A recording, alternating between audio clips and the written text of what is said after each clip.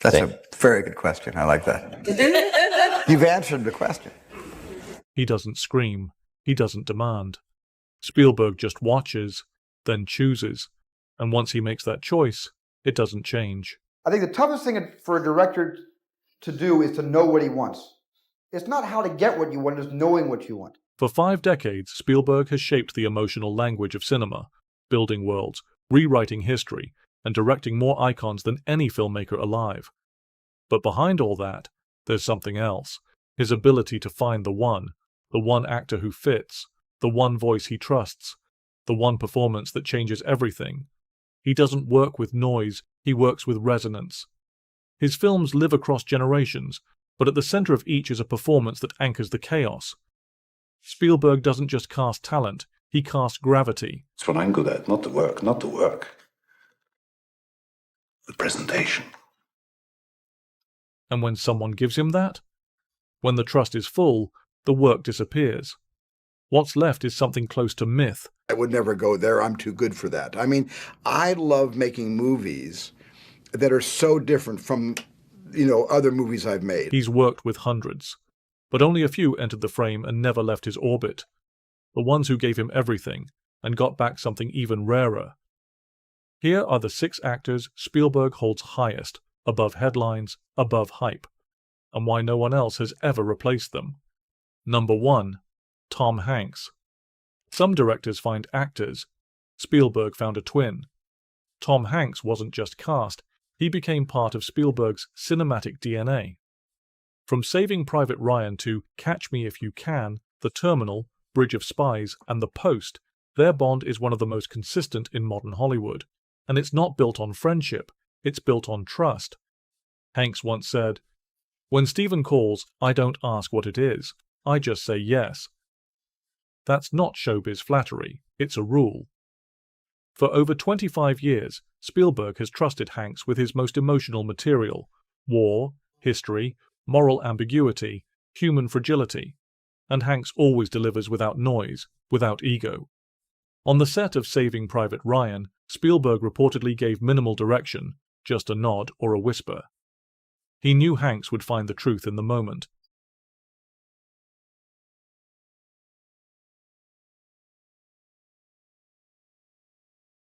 When Hanks took on the role of Ben Bradley in The Post, Spielberg said, "It was like watching a journalistic lion step into the newsroom."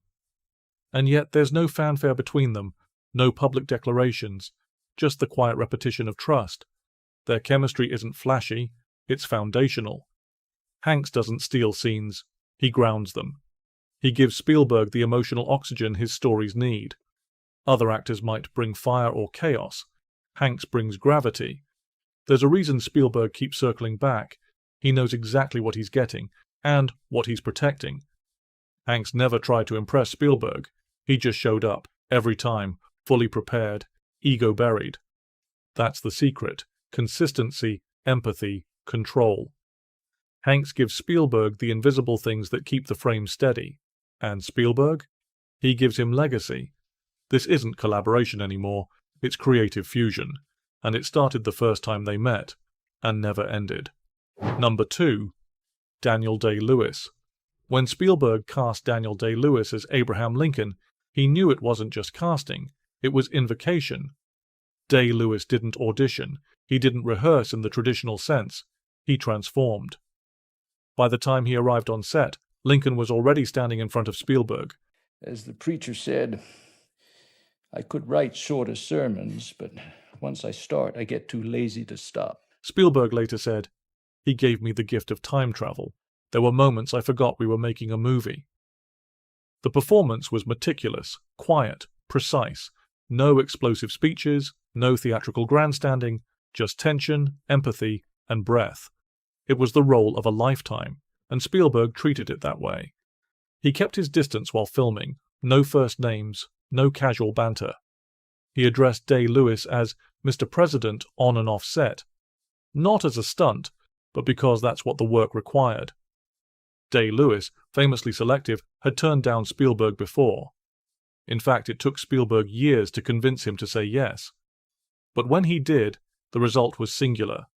Lincoln became one of Spielberg's most respected films. Day-Lewis won the Oscar, and yet Spielberg didn't brag. In interviews, he simply said, "I didn't direct him, I just witnessed him."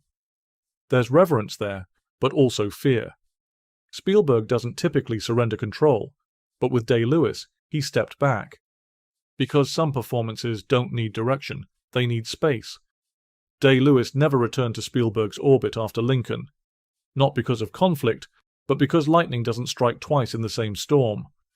Spielberg has worked with dozens of great actors, but only once did he work with someone who made time bend.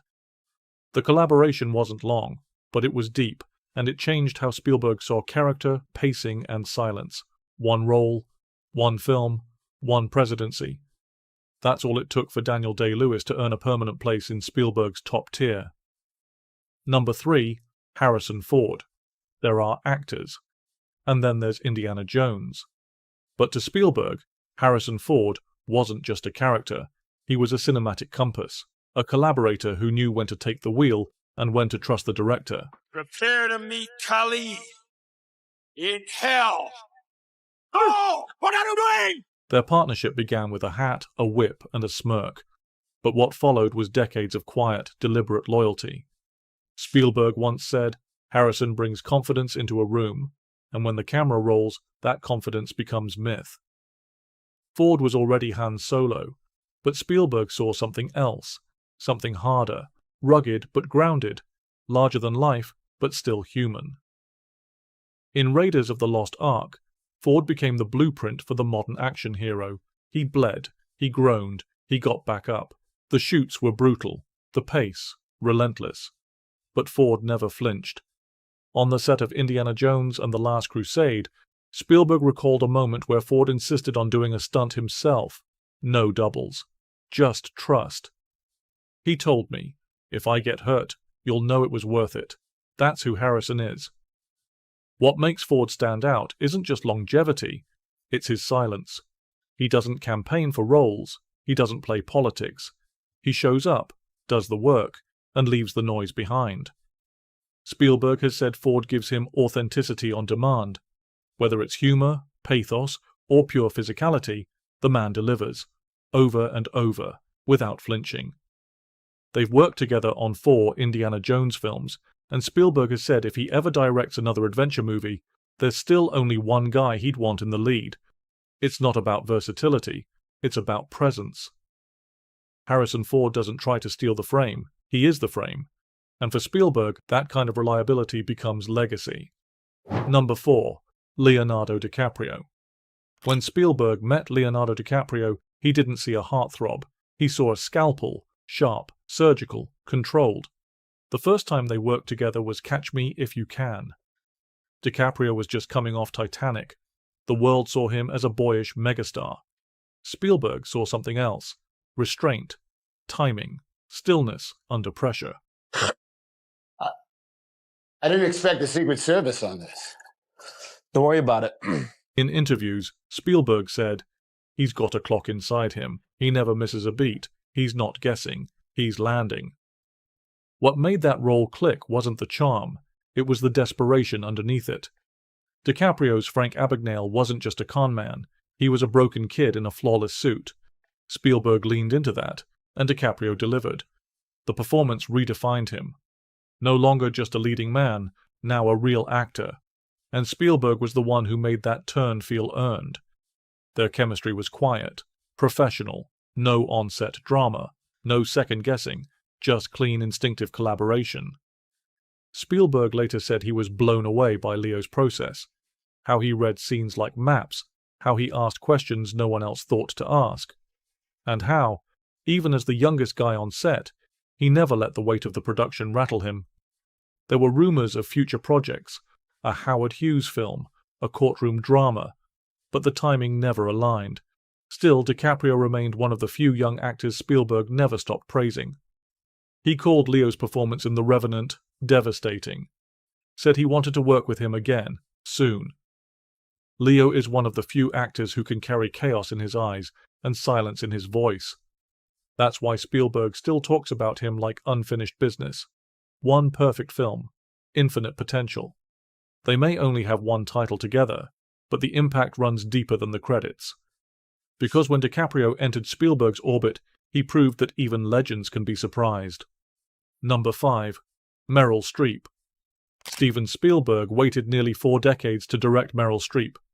When he finally did, it wasn't just a casting choice, it was a tribute. She joined the post in 2017, late in the game, after the project moved fast to match a political moment. Streep, already a 3-time Oscar winner, stepped into the role of Katharine Graham like she'd been preparing for it her entire life. And this is no longer my father's company. It's no longer my husband's company. It's my company. Spielberg had always admired her from a distance, but once he saw her on set, it changed. He said, "Directing Meryl is like conducting a symphony with only one instrument." She didn't overact. She undercut. Every glance was timed. Every breath served a purpose. Streep didn't dominate the room. She dissolved into it. And Spielberg gave her the silence to lead, not with speeches, but stillness. It was the first time he admitted he felt nervous directing an actor. Streep herself said Spielberg barely needed to direct her. His writing and shot structure carried the emotional weight. But behind the camera, Spielberg called her performance a masterclass in restraint. The Post earned Streep another Oscar nomination, her 21st. But the bigger story was how Spielberg talked about her afterward. He didn't just say she was great, he called her essential. Not to the film, to cinema. He compared her presence to Daniel Day-Lewis, surgical, internal, and deeply human. He said, "There are very few actors who don't need the room. Meryl is the room." Despite working together only once, Spielberg has often said he'd drop anything to collaborate with her again. Their connection wasn't built on repetition.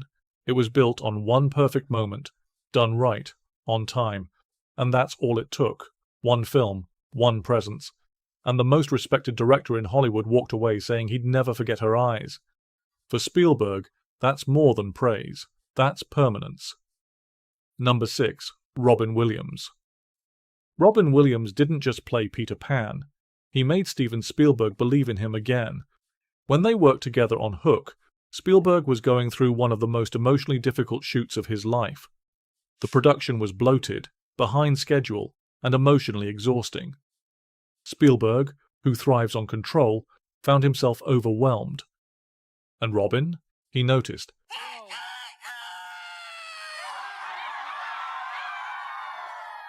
According to Spielberg, Williams would call him every night after shooting, not to talk film, but to make him laugh. He'd get on the phone and do 15 minutes of improv just to lift my mood. No ego, no exhaustion, just presence. Williams became the emotional center, not just of the movie, but of the man behind it. Spielberg later said the film didn't turn out the way he hoped. It was too big, too loose, too messy. But what stayed with him wasn't the box office, it was Robin. Williams gave the role of Peter Pan an adult sadness, the ache of forgotten youth, the weight of time. He turned a fairy tale into something personal. Spielberg saw it, and he never forgot. Their friendship continued long after Hook. Spielberg even delayed shooting Schindler's List during moments of grief after Robin's death. He said, "Robin was the lightning in the bottle, and when he left, the room just dimmed." Williams was never directed by Spielberg again, but he didn't need to be. Once was enough, because some performances echo. Some personalities leave a shape in the air, and Spielberg, with all his structure and control, allowed Robin to be the one wild element in his frame. That's rare, and that's why when Spielberg talks about actors who changed him, he always circles back to Robin, not because he was the most polished, but because he was the most alive. Spielberg never talks about favorites. He talks about moments, fleeting, fragile, unforgettable. Sometimes it's one film, sometimes it's a lifetime. But in every case, these actors gave him something deeper than performance. They gave him reflection. In their silence, he found tension. In their breath, he found rhythm. They made his stories human, flawed, complex, aching. He doesn't cast for noise, he casts for gravity. And the ones who gave it to him, he never lets go. Their names may not be carved into his credits forever, but they're written into the way he tells stories, scene by scene, frame by frame. Who's your favorite on the list? Let me know in the comments down below. Thank you for watching and subscribe to the channel for more studio insights.